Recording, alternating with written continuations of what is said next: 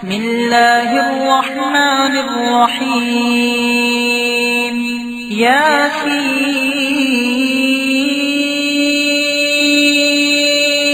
والقرآن الحكيم إنك لمن المرسلين على صراط مستقيم تنزيل العزيز الرحيم لتنذر قوما ما أنذر آباؤهم فهم غافلون لقد حق القول على أكثرهم فهم لا يؤمنون إنا جعلنا في أعناقهم أغلالا فهي إلى الأذقان فهم مقمحون وجعلنا من بين أيديهم سدا ومن خلفهم سدا فأغشيناهم فهم لا يبصرون وسواء عليهم أأنذرتهم أم لم تنذرهم لا يؤمنون إنما تنذر من اتبع الذكر وخشي الرحمن بالغيب فبشره بمغفرة وأجر كريم إنا نحن نحيي الموتى ونكتب ما قدموا وآثارهم وكل شيء أحصيناه في إمام مبين واضرب لهم مثلا أصحاب القرية إذ جاءها المرسلون إذ أرسلنا إليهم اثنين فكذبوهما فعززنا بثالث فقالوا إنا إليكم مرسلون قالوا ما أنتم إلا بشر مثلنا وما أنزل الرحمن من شيء إن أنتم إلا تكذبون قالوا ربنا يعلم إنا إليكم لمرسلون وما علينا إلا البلاغ المبين قالوا إنا تطيرنا بكم لئن لم تنتهوا لنرجمنكم وليمسنكم منا عذاب أليم قالوا طائركم معكم أئن ذكرتم بل أنتم قوم مسرفون وجاء من أقصى المدينة رجل يسعى قال يا قوم اتبعوا المرسلين اتبعوا من لا يسألكم أجرا وهم مهتدون وما لي لا أعبد الذي فطرني وإليه ترجعون أأتخذ من دونه آلهة إن يردني الرحمن بضر لا تغن عني شفاعتهم شيئا ولا ينقذون إني إذا لفي ضلال مبين إني آمنت بربكم فاسمعون قيل ادخل الجنة قال يا ليت قومي يعلمون بما غفر لي ربي وجعلني من المكرمين وما أنزلنا على قومه من بعده من جند من السماء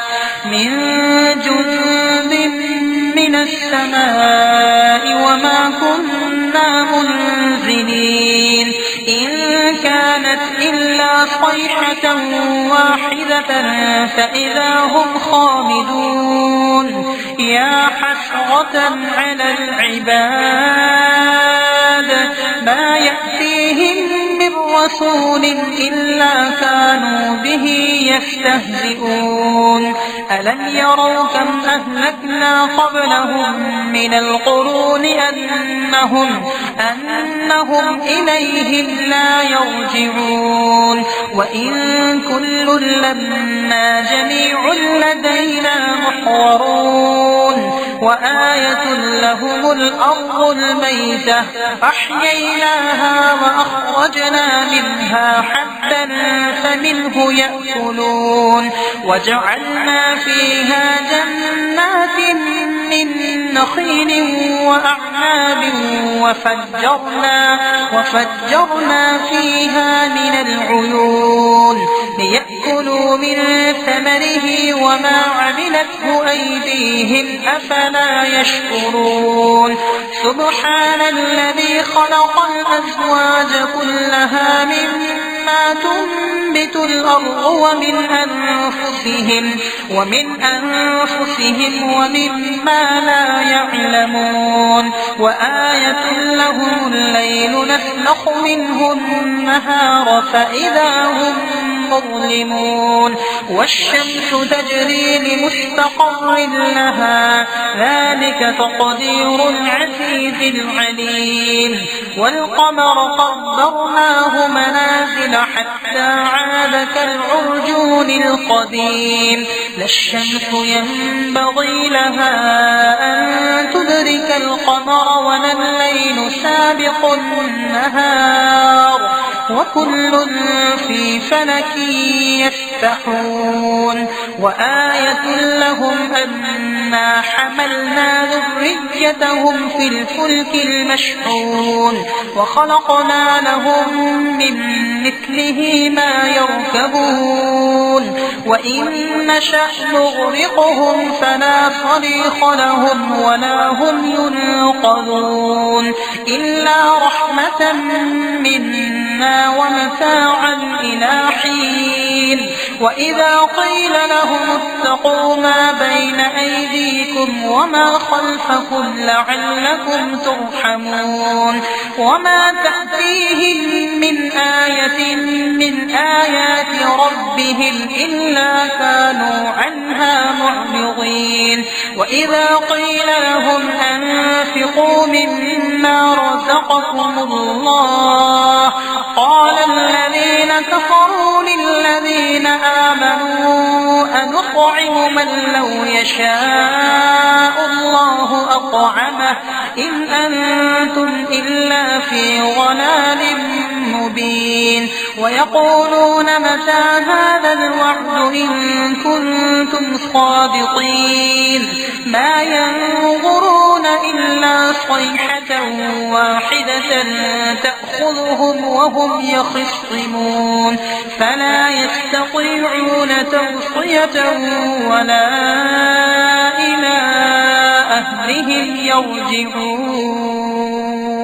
ونفخ في الصور فإذا هم من الأجداث إلى ربهم ينسلون قالوا يا ويلنا من بعثنا من مرقدنا هذا ما وعد الرحمن وصدق المرسلون إن كانت إلا صيحة واحدة فإذا هم جميع لدينا محضرون فاليوم لا تظلم نفس شيئا ولا تجزون إلا ما كنتم تعملون إن أصحاب الجنة اليوم في شغل فاكهون هم وأزواجهم في ظلال على الأرائك متكئون لهم فيها فاكهة ولهم ما يدعون سلام قولا من رب رحيم وامتازوا اليوم أيها المجرمون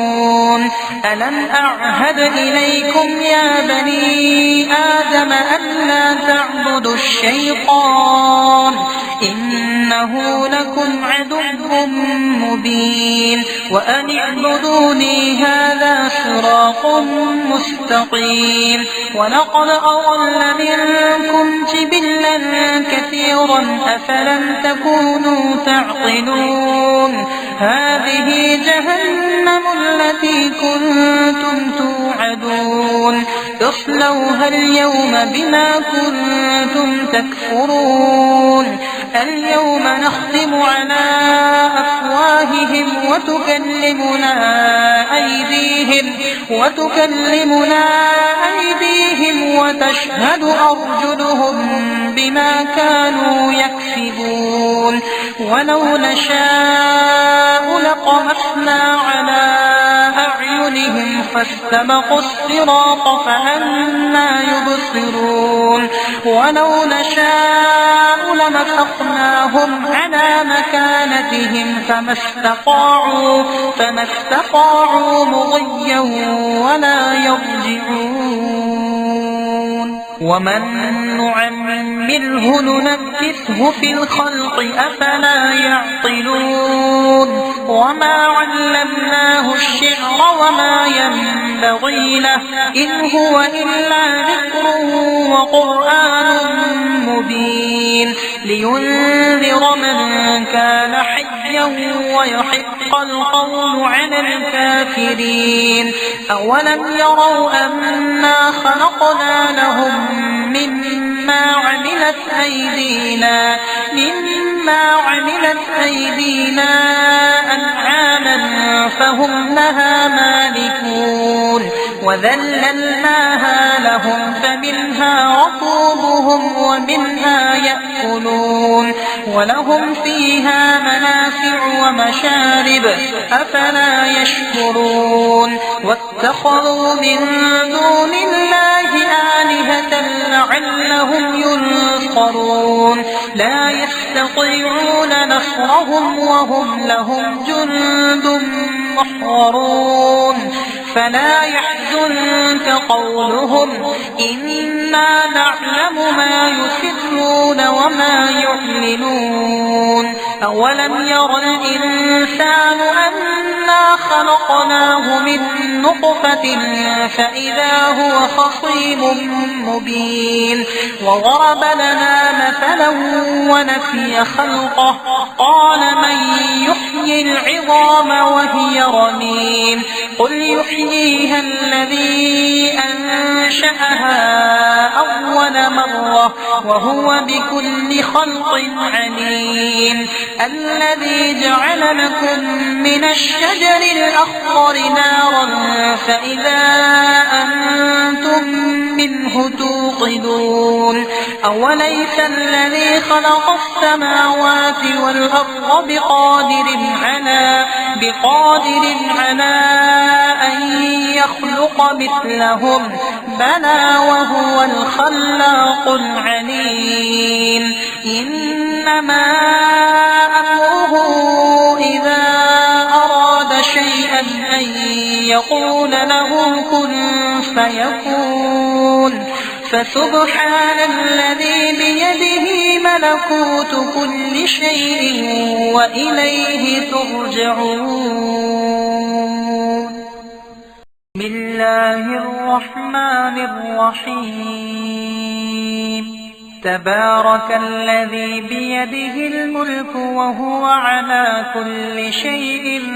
قدير الذي خلق الموت والحياة ليبلوكم أيكم أحسن عملا وهو العزيز الغفور الذي خلق 7 سماوات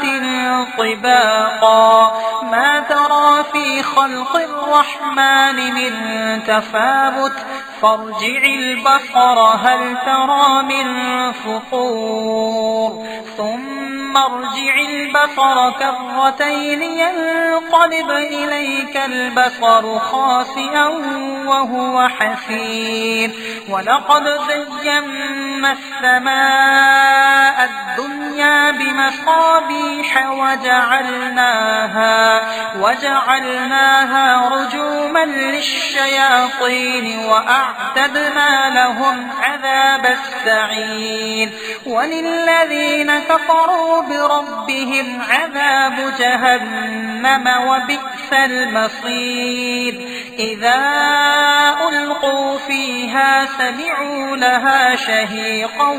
وهي تفور تكاد تميز من الغيظ كلما ألقي فيها فوج سألهم خزنتها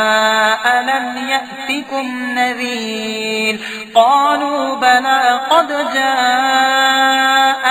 نذير فكذبنا وقلنا ما نزل الله من شيء إن أنتم إلا في ضلال كبير وقالوا لو كنا نسمع أو نعقل ما كنا في أصحاب السعير فاعترفوا بذنبهم فسحقا لأصحاب السعير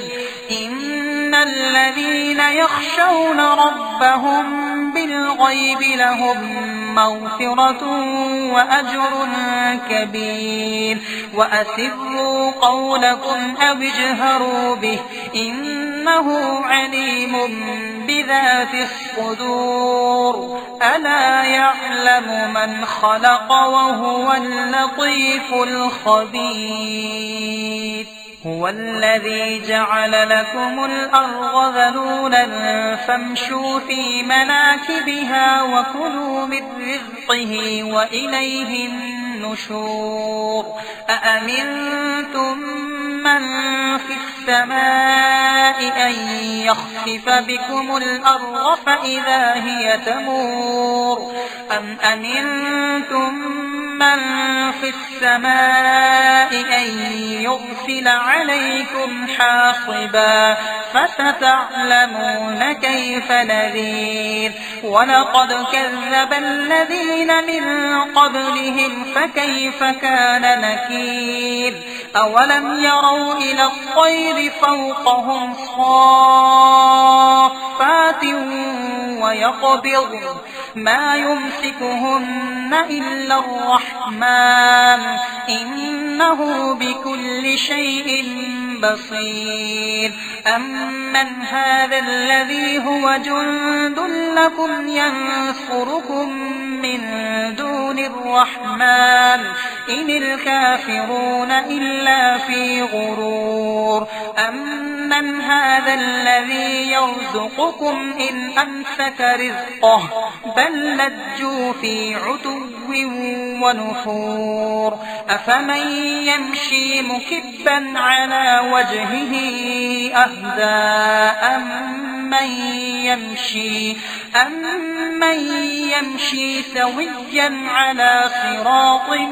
مستقيم قل هو الذي أنشأكم وجعل لكم السمع والأبصار والأفئدة قليلا ما تشكرون قل هو الذي ذرأكم في الأرض وإليه تحشرون ويقولون متى هذا الوعد إن كنتم صادقين قل إنما العلم عند الله وإنما أنا نذير مبين فلما رأوه زلفة سيئت وجوه الذين كفروا وقيل هذا الذي كنتم به تدعون قل أرأيتم إن أهلكني الله ومن معي أو رحمنا فمن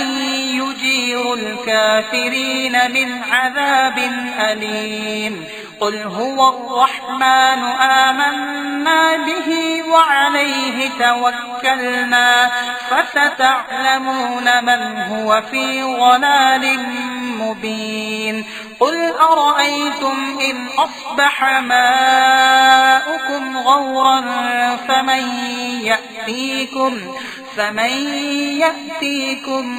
بماء معين بسم الله الرحمن الرحيم الرحمن علم القرآن خلق الإنسان علمه البيان الشمس والقمر بحسبان والنجم والشجر يسجدان والسماء رفعها ووضع الميزان ألا تطغوا في الميزان وأقيموا الوزن بالقسط ولا تخسروا الميزان والأرض وضعها للأنام فيها فاكهة والنخل ذات الأكمام والحب ذو العصف والريحان فبأي آلاء ربكما تكذبان خلق الإنسان من صلصال كالفخار وخلق الجان من مارج من نار فبأي آلاء ربكما تكذبان رب المشرقين ورب المغربين فبأي آلاء ربكما تكذبان مرج البحرين يلتقيان بينهما برزخ لا يبغيان فبأي آلاء ربكما تكذبان يخرج منهما اللؤلؤ والمرجان فبأي آلاء ربكما تكذبان وله الجوار المنشآت في البحر كالأعلام فبأي آلاء ربكما تكذبان كل من عليها فان ويبقى وجه ربك ذو الجلال والإكرام فبأي آلاء ربكما تكذبان يسأله من في السماوات والأرض كل يوم هو في شأن فبأي آلاء ربكما تكذبان سنفرغ لكم أيها الثقلان فبأي آلاء ربكما تكذبان يا معشر الجن والإنس إن استطعتم أن تنفذوا من أقطار السماوات والأرض فانفذوا لا تنفذون إلا بسلطان فبأي آلاء ربكما تكذبان يرسل عليكما شواظ من نار ونحاس فلا تنتصران فبأي آلاء ربكما تكذبان فإذا انشقت السماء فكانت وردة كالدهان فبأي آلاء ربكما تكذبان فيومئذ لا يسأل عن ذنبه إنس ولا جان فبأي آلاء ربكما تكذبان يعرف المجرمون بسيماهم فيؤخذ بالنواصي والأقدام فبأي آلاء ربكما تكذبان هذه جهنم التي يكذب بها المجرمون يطوفون بينها وبين حميم آن فبأي آلاء ربكما تكذبان ولمن خاف مقام ربه جنتان فبأي آلاء ربكما تكذبان ذواتا أفنان فبأي آلاء ربكما تكذبان فيهما عينان تجريان فبأي آلاء ربكما تكذبان فيهما من كل فاكهة زوجان فبأي آلاء ربكما تكذبان متكئين على فرش بطائنها من استبرق وجنى الجنتين دان فبأي آلاء ربكما تكذبان فيهن قاصرات الطرف لم يطمثهن إنس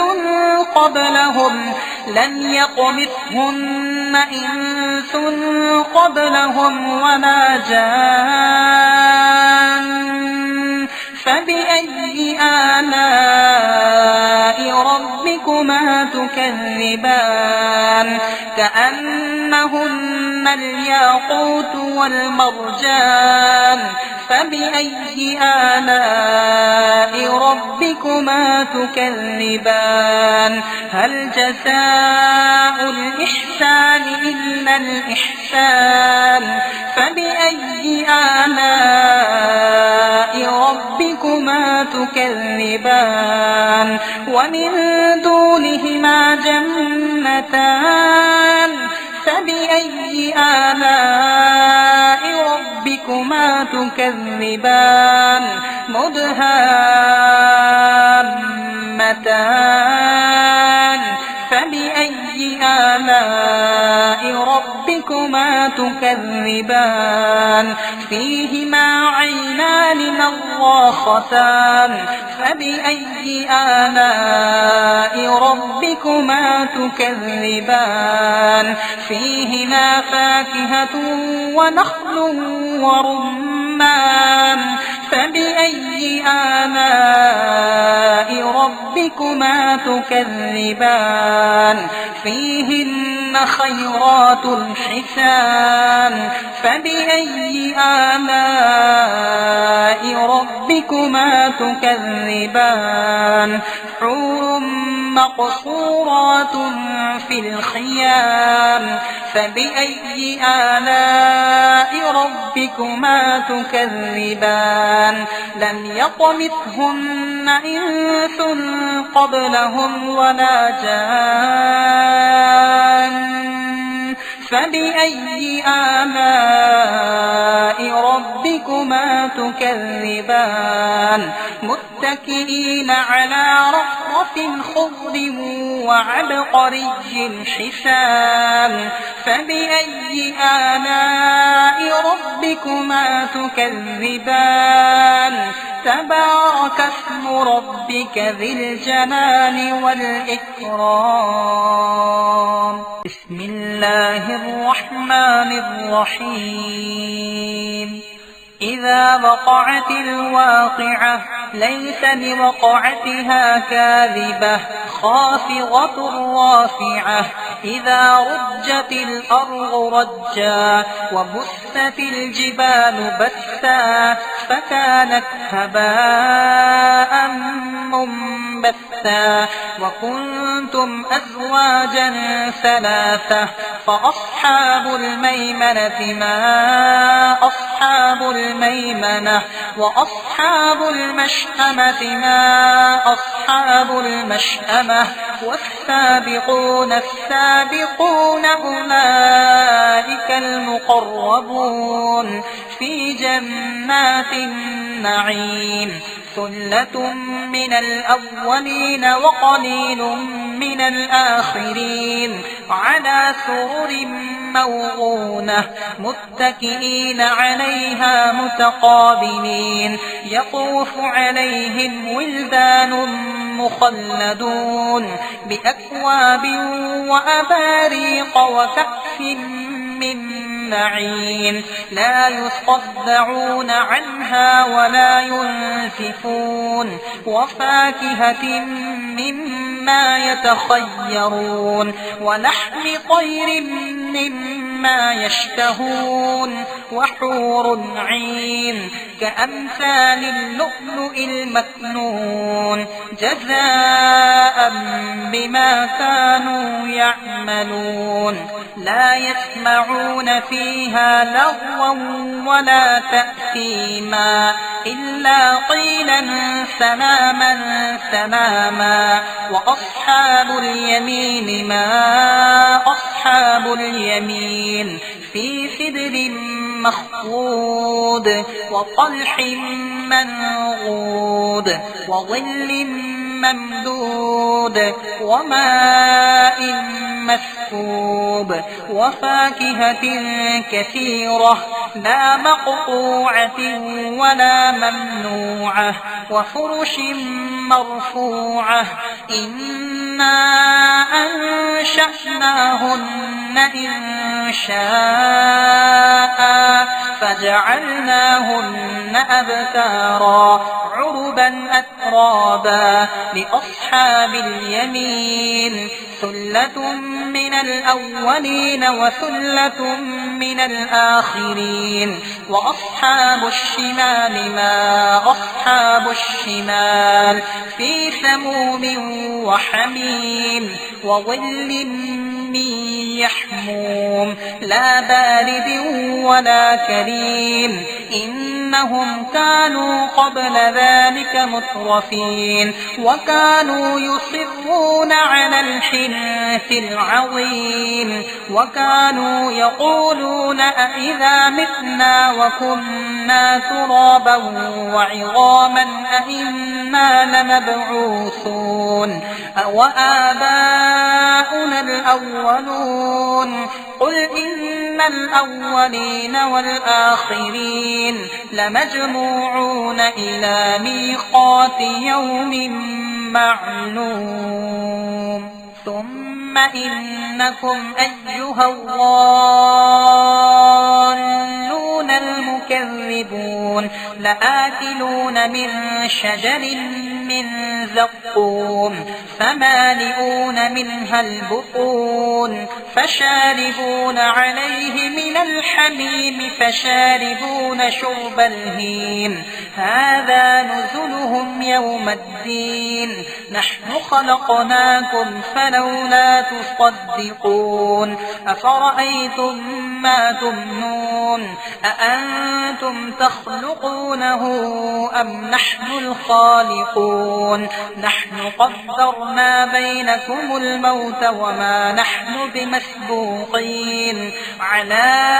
أن نبدل أمثالكم وننشئكم فيما لا تعلمون ولقد علمتم النشأة الأولى فلولا تذكرون أفرأيتم ما تحرثون أأنتم تزرعونه أم نحن الزارعون لو نشاء لجعلناه حطاما فظلتم تفكهون إنا لمغرمون بل نحن محرومون أفرأيتم الماء الذي تشربون أأنتم أنزلتموه من المزن أم نحن المنزلون لو نشاء جعلناه أجاجا فلولا تشكرون أفرأيتم النار التي تورون أأنتم أنشأتم شجرتها أم نحن المنشئون نحن جعلناها تذكرة ومتاعا للمقوين فسبح باسم ربك العظيم فلا أقسم بمواقع النجوم وإنه لقسم لو تعلمون عظيم إنه لقرآن كريم في كتاب مكنون لا يمسه إلا المطهرون تنزيل من رب العالمين أفبهذا الحديث أنتم مدهنون وتجعلون رزقكم أنكم تكذبون فلولا إذا بلغت الحلقوم وأنتم حينئذ تنظرون ونحن أقرب إليه منكم ولكن لا تبصرون فلولا إن كنتم غير مدينين ترجعونها إن كنتم صادقين فأما إن كان من المقربين فروح وريحان وجنة نعيم وأما إن كان من أصحاب اليمين فسلام لك من أصحاب اليمين وأما إن كان من المكذبين الضالين فنزل من حميم وتصلية جحيم إن هذا لهو حق اليقين فسبح باسم ربك العظيم.